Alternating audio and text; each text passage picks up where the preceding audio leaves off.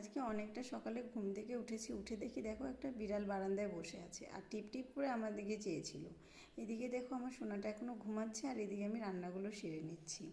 আর সোনার বাবা বাড়িতে নেই, তাই ও আমার জন্য মাশরুম এনে দিয়ে গেছে। আমি খুবই ভালোবাসি মাশরুম, তাই ও মাশরুম এনে দিয়ে গেছে। আর এটাকে বলা হয় কান মাশরুম, ছাতু, এখানে অনেক কিছুই বলে, যাই হোক আমরা কান মাশরুমই বলি।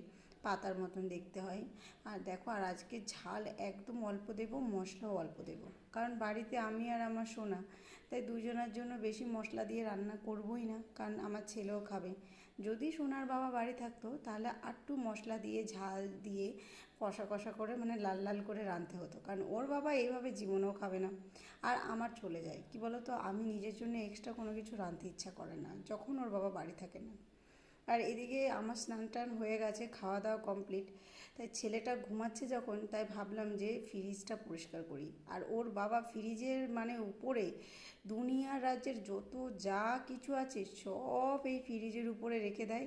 আর এই দেখো, ফ্রিজটা অনেক দিন নোংরা হয়েছিল, প্রায় 1 মাস ছিলাম না, 1 সপ্তাহখানিক বাড়ি এসেও আর পরিষ্কার করা হয়নি। তাই ভাবলাম যে আজকে ফ্রিজটা সব বের করে ধুয়ে ধায়ে সব পরিষ্কার করব।